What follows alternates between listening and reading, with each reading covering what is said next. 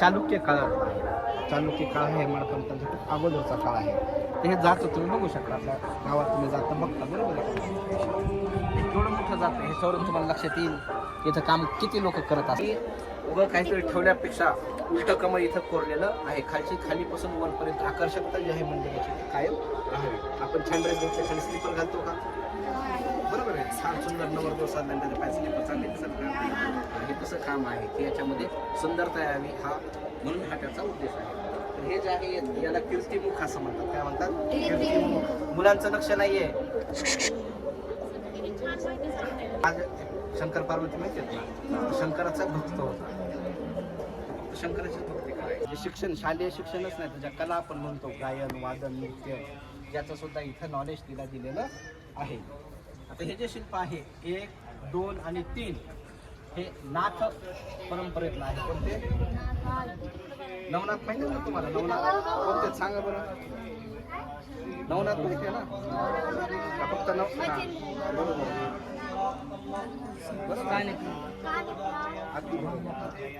नाथ नाथ होते ते एका राणीच्या परिसरामध्ये गेले आणि त्या काळात ते साधू होते. शेवटी तपश्चर्या केल्या.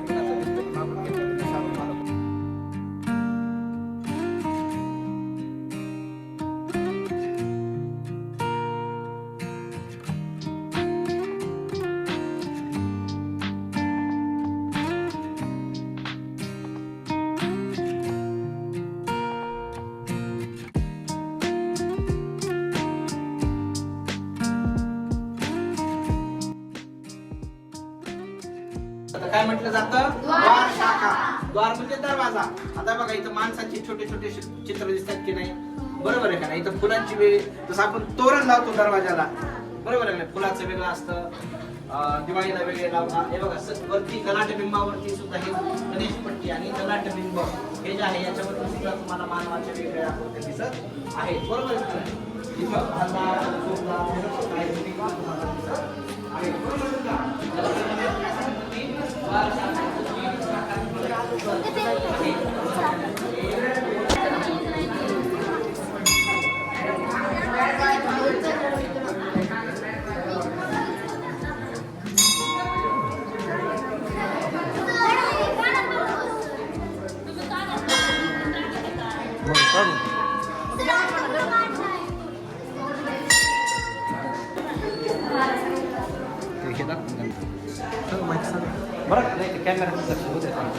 हे भारवाहक म्हणजे यक्ष असतात. यक्ष म्हणजे कुबेरांच्या जवळचे लोक.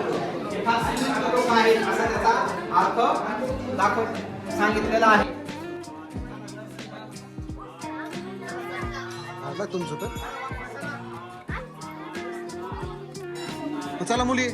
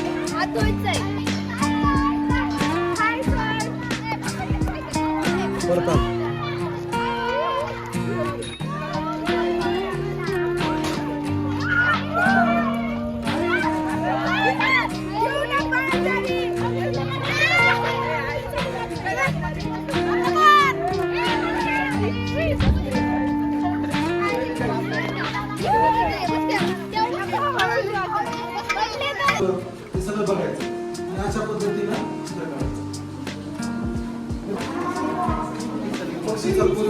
उठाव शिल्प मूर्त्या सगळ्या वरती होत्या, तसं उठाव शिल्प केलं बघा. आपला अक्षर शिकवला तर म्हणजे मग आपल्या हाताला वळवलं हे आकार वगैरे